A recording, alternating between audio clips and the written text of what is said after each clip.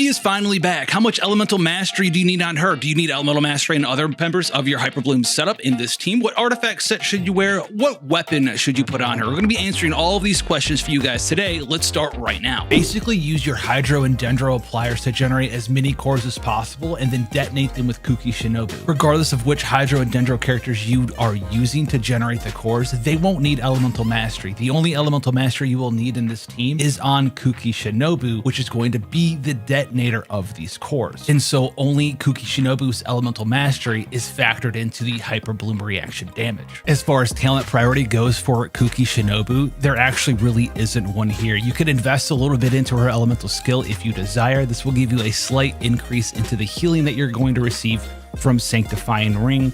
You want to get a little bit of extra damage. You can also level up her elemental burst, although that is typically something that you want to invest in for an aggravate Kuki Shinobu. As far as artifacts and stats to prioritize, we are looking for elemental mastery on our sands, as well as our goblet and our circlet for the main stat. Substats, we're looking for more elemental mastery on our flower, as well as our feather. Energy recharge isn't a big deal on Kuki Shinobu, as her elemental burst doesn't make a significant increase in damage per rotation. If you get a little bit of HP percent as a substat, that's a bonus, but honestly, it's not a mainstay or must-have. This is why she's pretty easy to build and put together, and why I call her a low investment character. As far as artifact sets go, the Flower of Paradise Lost set is going to be her best set, with the 4-piece increasing the Hyperbloom damage that you do every time you do a Hyperbloom reaction. However, this artifact domain isn't typically something worth farming if you're not looking for the Animo set that comes with it.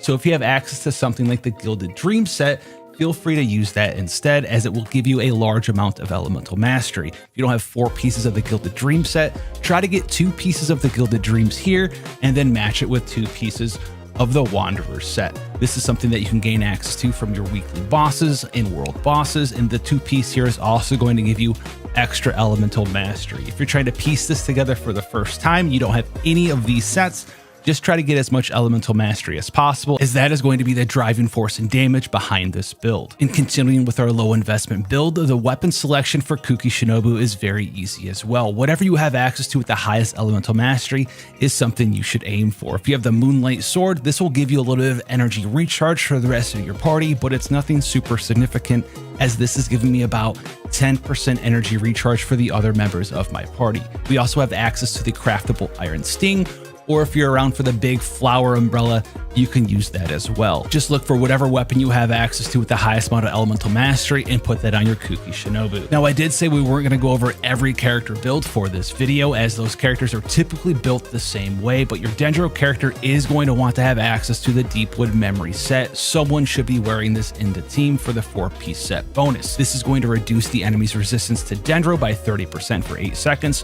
when they deal damage with their elemental skills or elemental bursts. As Hyperbloom does do Dendro damage, this will increase the damage that your Kuki Shinobu is doing when she activates the Hyperblooms on the enemies. And if you don't have these exact characters, don't worry, just fall back to the basic plan. Remember, your team's gonna be made up of an Electro character with elemental mastery. This is gonna be your detonator. It does not have to be Kuki Shinobu. Your other 3 character slots will be a mix of either 2 Dendro and 1 Hydro, or 1 Hydro and 2 Dendro characters. Which way you decide to split these in your 2-1 split is gonna be dependent on which characters you have access to on your account. If you're lacking a Dendro character that can facilitate applying Dendro a high amount of time by themselves, then you can use 2 Dendro characters. The same goes true for a Hydro character. If you don't have a Hydro character that can apply a ton of Hydro, then you can feel free to use 2 Hydro characters here. As a new player, if you're lacking Nahida, you will probably opt to go for 2 Dendro characters and 1 Hydro character. When looking for Dendro 4-star characters as a way to supplement your team, Yao Yao is a fantastic 4-star option, as she's able to heal your team and also apply a significant amount of Dendro to your enemies around you. Baizu is an upgraded, updated 5-star healer Dendro option if you're looking for a Dendro character who can also heal and provide Dendro application for your team. Other powerful Dendro applicators you can utilize in your team involve someone like Karara or even Koli as 4 stars, whereas the 5-star Dendro character Tignari is available for summoning on the permanent banner, so maybe you'll luck into him as well. And don't count out the Dendro main character, as they are also incredibly powerful. For Hydro characters, Xingqiu is an incredibly incredibly powerful 4-star ally, as he allows you to not only apply a ton of Hydro with his elemental burst, but also prevents your characters from taking too much damage with his damage reduction from his fatal rain screen, swords, as well as a slight amount of healing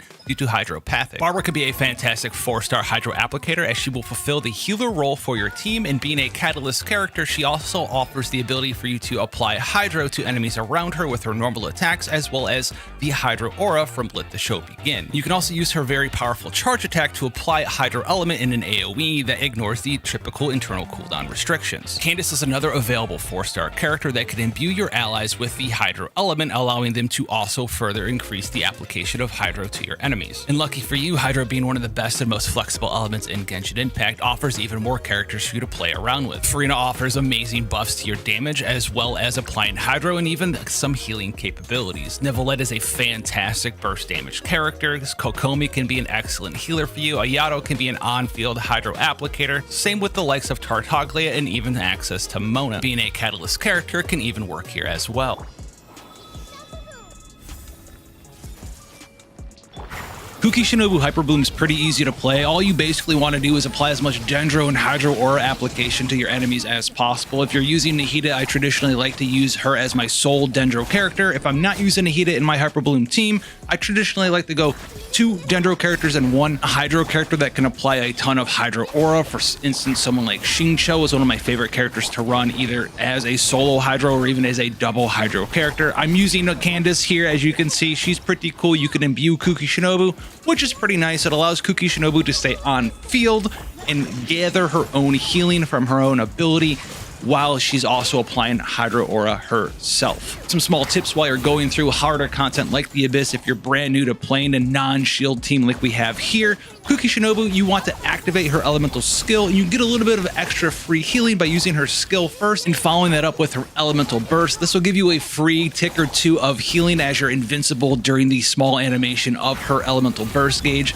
You also will see me do this basically for every character in this team. If you want to block an attack, swap to a character like Nahida, activate her burst, activate Xingqiu burst, activate Layla burst. There's a lot of different elemental burst animations that you can just activate to just totally cancel out the damage of hard-hitting enemy attacks. You can think of it like using a dodge to dodge something, except you're basically just using your get-out-of-jail-free elemental burst activation cancel. And this is my free-to-play setup. I'll be showing the gear at the end of our Abyss clear here. This is the newest Abyss here with Genshin Impact, and this is my free-to-play Hyperbloom squad. Let me know what you think about it down below. How much luck have you had with Hyperbloom? If your team is finally ready with Kuki here, slap that sub button and come back for more.